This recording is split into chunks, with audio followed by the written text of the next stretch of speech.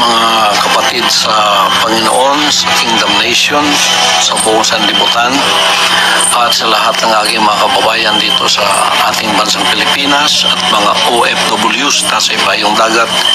Magandang araw po sa inyong lahat.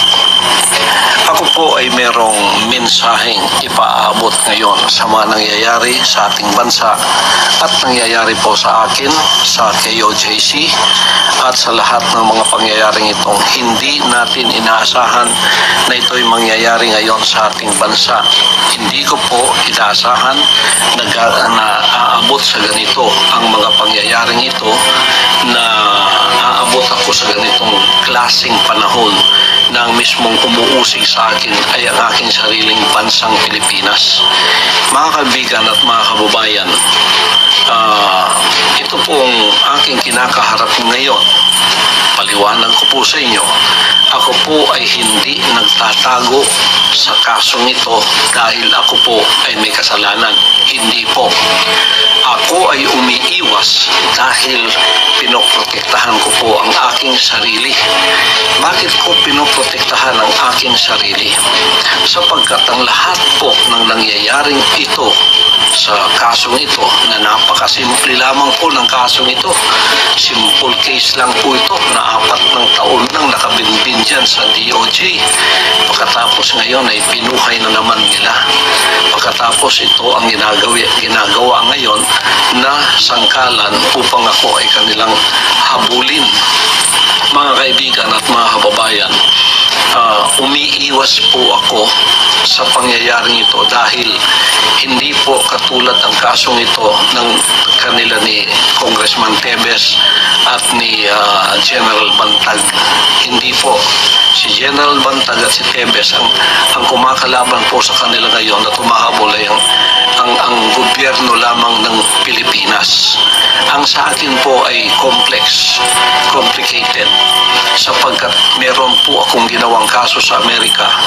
Ang gumawa ng mga kasong ito ay yung po mga magnanakaw dito sa bansang kaharian na nung sila'y nahuli, lumayas at nag-iwan ng kaso kasi mga abogado po yung dalawa doon. Pagkatapos iniwan nilang kasong ito na ginamit nila itong alias Amanda para ako po ay magkaroon ng kaso dito at dinamay pa yung 5 kong kasamahan na puro inosente. Pagkatapos po pupunta sila ng bansang Amerika ay gumawa na naman po ng kaso doon. Pagkatapos pinaniwalaan naman sila ng bansang puti sapagkat meron din siguro silang interes sa akin at sa paglago ng bansang kaharian sa Amerika. Kaya nagkasundot, nagkasabwat sila. Kaya nagkaroon po kami ng kaso sa Amerika. Hindi po namin gawa yun. Gawa po nila yun. Pagkatapos nito, hinarap po namin ang kasong yun sa Amerika. 43 counts. Kumuha kami ng 22 abogado doon at hinarap ang kasong yun na meron na pong sagot ang lahat ng kanilang mga inakusa sa amin. Naghihintay na lang kami ng panahon kung kailan yun ang trial mangyayari. Tatatlong taon na nilang pinopostpone. At least ngayon po November 5 matutuloy na. Kaya sila po ay wala ng ingay doon sa Amerika sapagkat ito ay naharap na po ng aking mga abogado. Ngayon, naging complicated po ang aking sitwasyon dito sa bansang Pilipinas. Mulang nanalo si Bongbong Marcos at naging presidente siya. Nang pumunta siya ng bansang Amerika, nagbago na po ang ihip ng hangin. Kasi nung bumalik siya rito, kaibigan na niya ang bansang puting Amerika, kaibigan na po niya ang bansang ito at inopen na niya ang Pilipinas. Kaya nagkaroon tayo ng mga Amerikanong marami dito.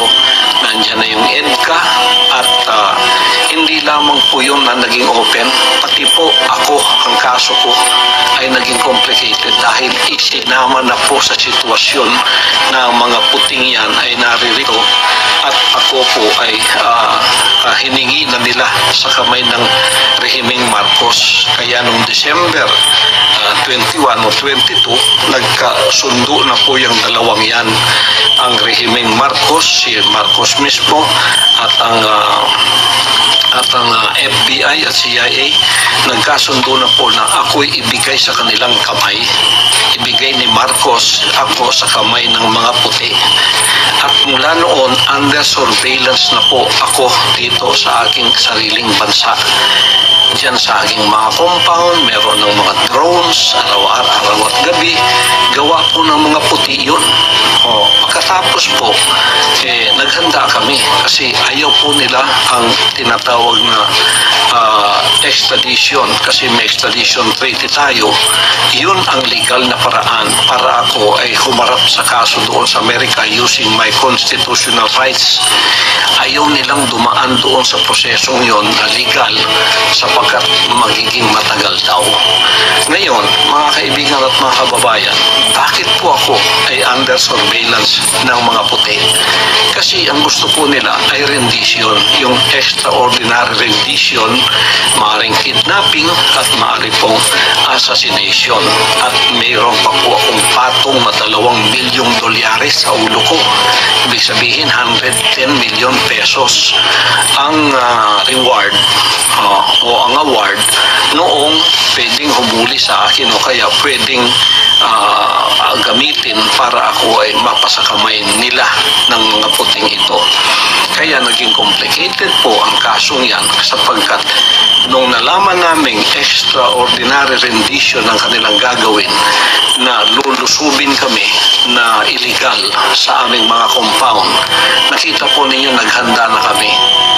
Araw at gabi ay meron po kaming paghahandang ginagawa na anumang oras na kami lusubin illegally, kami po ay tatayo sa aming mga paa, tatayo at ipagtatanggol namin ang aming sarili at ang aming mga propriedad na gusto nilang lusubin at gusto nilang by force papasok po sila upang gumawa ng extraordinary rendition. Yan po ay pinatotohanan noong February nung dumating yung 4 kong abogado dito at sinabing ganun nga ang kasunduan nitong rehimeng Marcos at ng mga puting ito na FBI o kaya CIA. Kaya po kami naghanda sa compound namin sa Tamayong, compound sa Davao, compound kahit saan. May mga drones po. Drones yun ng mga puti na nagsusurveillance sa amin. Nung nakita nilang kami handang-handa para harapin sila sa mga illegal na gagawin nila araw man o gabi, ang ginawa po mga kaibigan, pumasok itong playbook nila na noong pang November ay sinabi na ni Maharlika at ng ating VP na tatrabahuin nila ako, tatrabahuin nila ang kingdom at tatrabahuin nila ang SMNI, kukuhanin ng prangkisa. At yung mga workers ko, active man o hindi, bibilhin po nila at gagawa sila ng mga kaso laban sa akin na puro kasinungalingan. Diyan na po pumasok ang Kongreso at ang Senado. Kongreso po, walang dahilan. Pinatatawag, pagkatapos ang kanilang playbook, ginawa na kukunin o kaya iligwak ang prangkisa ng SMNI. Lahat po ng pangyayari doon, puro murmurong lang po yun. Pagkatapos ako, pilit nila akong pinaatin. Kahit nakita nila sa mga dokumento na hindi po ako kasali na sa mga opisyal ng SMNI. Pero pinipilit pa rin nilang ako ay pumunta doon. Bakit? Yun po ay patibong. Sapagkat pag anytime pumunta ka doon, siguradong ang endgame ay pupunta ka sa kamay ng mga puti. Extraordinary rendition pa rin.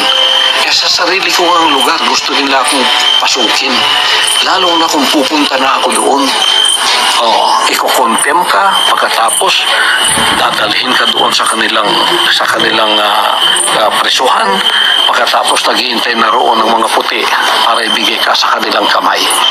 Ganon din po dyan sa Senado. Bakit gumawa ng senaryo yan si Risa Hontiveros? Nagbayad sila ng mga bayarang mga former worker ng mga sinungaling na mga witnesses. Nakita na po yan at nadamay sa kasinungalingan si BP Sara at ang ating Pangulong Duterte na puro kasinungalingan ang pinagsasabi nila.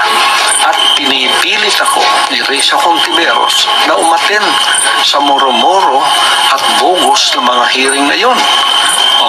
Bakit po? Isa ring patibong yon, mga kaibigan at mga kababayan.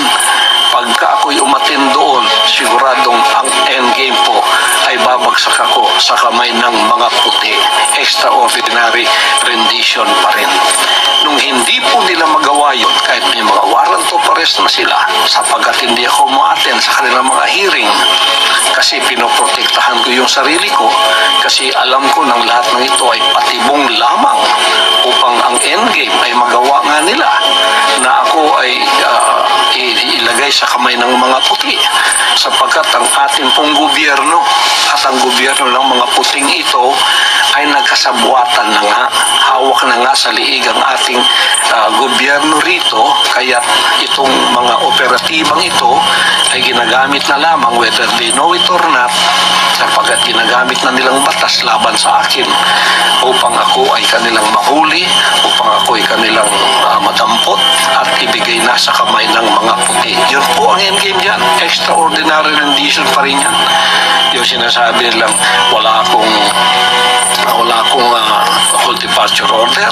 Pagkatapos sasabihin nilang maging matugo kung sila ipapasok dito sa aking compound. Yun po yung mga patibong din. Ang ibig lang sabihin, umalis ka dyan kasi magiging matugo. Lalo pa kung hindi alis kasi ako'y tatayo sa mga illegal na activities na gagawin nila ng paglusob. Sabi nila, wala na ka namang whole departure order. Ang ibig sabihin, pwede kang lumabas ng bansa. Patibong din po yun sapagkat sa immigration pa, doon ka na uhulihin at ilalagay ka sa kamay pa rin ng mga puti. Yan po ang endgame dyan. Endgame dyan. Nangingialam po ang bansang ito. Ang bansang puti ang nangingialam sapagkat naging kasabuat na ng ating pamahalaan ngayon dito sa ating bansa. Kaya ang nasa likod po ng lahat ng ito ay ang mga puti. Ang mga drones na yan, surveillance na yan, CIA po yan, mga FBI po lahat yan. Ayaw nilang dumaan sa prosesong tama. Gusto nila extraordinary rendition. Bakit po? Sapagkat yan ay maaring kidnapping, maaring assassination, sapagkat pagka ako'y napunta sa kanilang kamay, sabi pa ng isang kaibigan ko sa Amerika dito, huwag mong asahan na ikaw ay babalik pa. Mababalitaan na lang namin na ikaw ay namatay sa pamamagitan ng natural causes na tulad ng heart attack. Ganyan ang mangyayari sa iyo. Playbook po yan. Playbook po yan. Yan po ay playbook ng CIA at ng FBI na nasa likod ng lahat ng ito. Puti po ang nasa likod ng lahat ng itong nangyayari sa akin ngayon. Kaya naging complicated kasi naging kaibigan nila at naging kasabuhat ang rehimeng Marcos, ang administrasyong Marcos, at sila mismo, si Marcos mismo ang pinagkanulo ako at ibinigay sa kamay ng mga puti. Naggagawin na nilang gusto nilang gawin sa akin sapagkat ayaw nila yung kaso doon sa Amerika na mapapahiya siguro sila. Ganito po ang mga senaryo ngayon na nangyayari ngayon sa ating bansa. Nung hindi po nangyayari ang lahat ng ito, hindi ako kumagat sa kanilang mga patibong. Anong ginawa nila? Binuhay nila ang kasong sobra 3 taon nang nandyan sa DOJ na mismo si Secretary Remulla noong nanalo na si Bongbong Marcos at hindi pa pupunta ng Amerika. Sinabi niya, very dismissible itong kaso na ito. Dismiss na ba natin, Pasto? Sabi niya, wag muna kasi para merong katuwiran ka na para sa extradition na meron kapang kaso dito. Dismissible po yan. Kaya binangon yan. Ngayon, ginawa pang complicated. Hinati po. Isang kaso lang po yan. Hinati. Ang kalahati dito sa Davao, ang kalahati dyan sa Pasig. Ito ay panggigipit at pagpapahirap. Tingnan po ninyo. noong implement nila yung warrant of arrest, dito po sa kasong itong pinuhay nila, dismiss na po yan. Mag-aapat na taon nang na-dismiss yan. Dapat nga wala ng prosecution, wala ng kaso yan. Dapat binasura na yan kasi fail to prosecute yan eh. Failure to prosecute. Kailangan ibasura na yan ayon sa batas. Pero binuhay. Pagkatapos nag-announce na si SOJ Remulla na ito ang mangyayari. So ito dito sa Davao available. Ang dito naman sa Pasig, hindi natin alam kung ano. Pero merong kalahating ng kasong ito nandyan sa Pasig ngayon.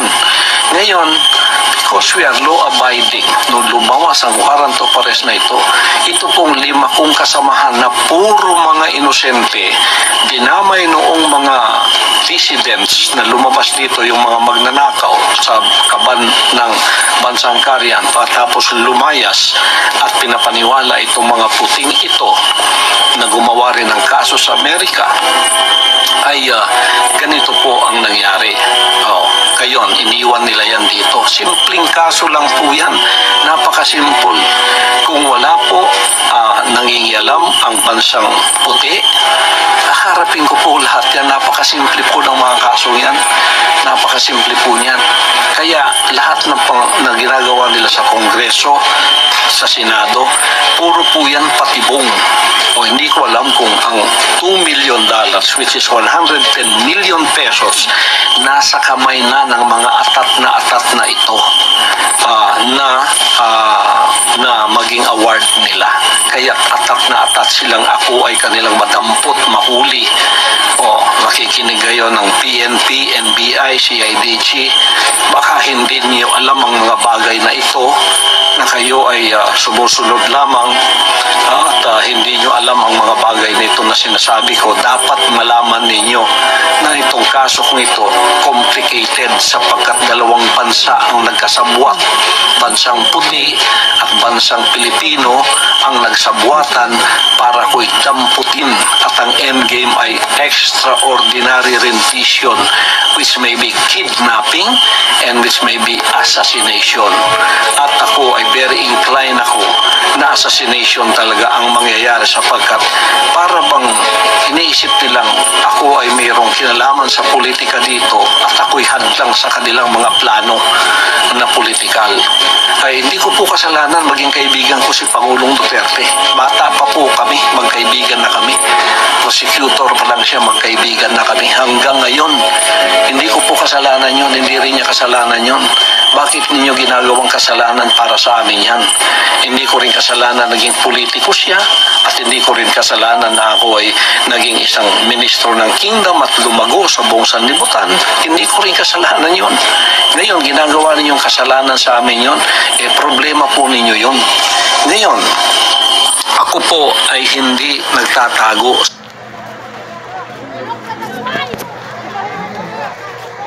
sa kasong itong napakasimple.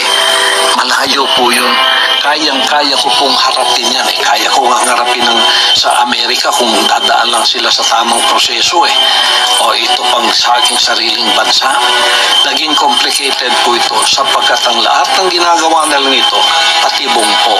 Bakit ginawa nilang available dito sa Davao? Para ko'y lumitaw at pumunta doon. Tapos naghihintay yung sergeant at arms na may warrant of arrest. Dadalhin din ako sa Maynila. Pagdating doon, yun po ang endgame. Extraordinary rendition pa rin. Babagsak pa rin ako sa kamay ng mga puti. Gusto ko man o hindi. Dito nga sa aking compound, sinusurveillance ako kung paano nila akong pasukin. Lalo na kung akong kusang loob pupunta doon na para kang manok na pumunta sa bitag na alam mong bibitagin ka. Kaya hindi po ako nagtatago nang dahil sa ako'y may kasalanan o kaya ang aking mga kasamahan na kawawa naman. Tingnan niyo yung ginawa sa kanila. Pinasuot ng orange na para bang may mga kasalanan na sila. Sapagkat yan ay proseso, nagpapasakop po kami. Law-abiding po kami for nation building po ang aking pakay. Ang aking po ministry mapayapa. Walang nangingialam po. Kami ay tumutulong sa ating bansa. Alam po ninyo lahat yan. Hindi ko na dapat i-explain lahat sa inyo yan. Ngayon, bakit po ako ay hindi pupunta doon? Simple lamang po yan, available eh. O pagkatapos, simpleng kaso pa. Pero ang endgame, dadalhin ka rin sa Maynila. O dadalhin ka rin doon. Hindi ka nila mapapunta doon sa Senado. Ganito yung kanilang endgame. Doon pa rin ang bagsak ko. Ang katapusan, extraordinary rendition pa rin. Babagsak pa rin ako sa kamay ng mga puti. Mga kaibigan, yan po ang iniiwasan kong mangyayari sa akin sapagkat I am preserving myself. Ito po ay wisdom ng Panginoong Diyos to preserve myself. Iniingatan po ako ng Ama na hindi ako pupunta sa patibong ng tao para mangyari ang kanilang gustong gawin sa akin na kanila akong bawian ng buhay sapagkat ako'y hadlang sa kanilang mga plano.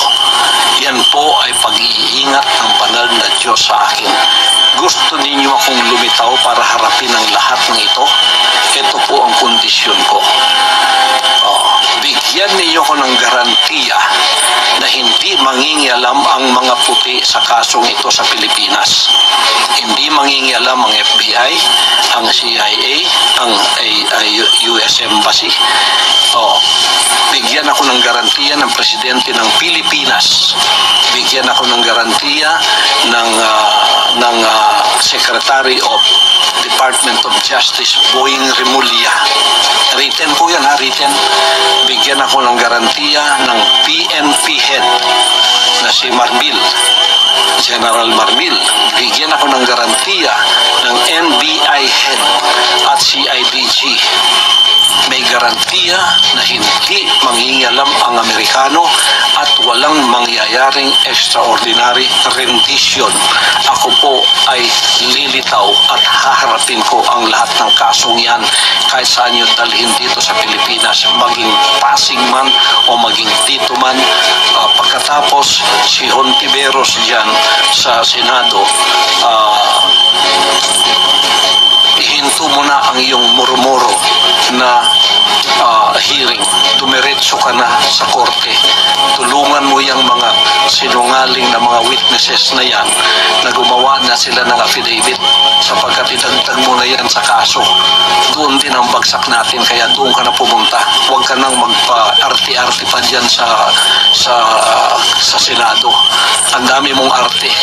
Ako ang ginagamit mo para ikaw ay pumunta sa mas higher position. Alam ko na ang galaw mo, alam ko na yung style mo. Puro sinungaling ang kasama mo. Sa sino ka? Kung ikaw kumuha ka ng sinungaling na mga witnesses, ano ka? Di ba sinungaling ka rin? Kaya huwag ka na mag-inarte dyan. Pumunta ka na doon sa korte sapagkat hindi ka naman korte. Ngayon, kung gusto mo ako talagang pilitin pumunta riyan, gumawa rin kayo ng nararapat. Yung 17 conditions ko, harapin ninyo yun para pantay tayo dyan sa Senado mo. Malabo nang mangyari yun kasi muro-muro na lahat ang ginagawa ninyo. Extraordinary rendition pa rin ang bagsak natin. Bagsak pa rin yan, nasa kamay ako ng mga puti. Yun pa rin ang endgame. Hindi ko alam kung ang $2 million ay nasa kamay na ng mga taong itong atap na ako'y kanilang madampot, makuha at sila ang makikinabang sa perang ito. Hindi ko alam. Pero yun ang endgame na alam kong mangyayari. Kaya umiiwas ako sa injustice na yan. Kung hindi po ninyo magbibigay sa akin in a written form ang mga kondisyones na ito mula sa Office of the President, mula sa Office of the SOJ, mula sa Office of the PNP and the NBI and the CIDG, hindi po niyo makikita ang pagmumukha ko. Kung ako, imamanhunt ninyo tulad ng sinasabi ninyo na para mga ako'y talagang kriminal. Hindi naman ako drug lord. Hindi ako sumisinghot ng drugs.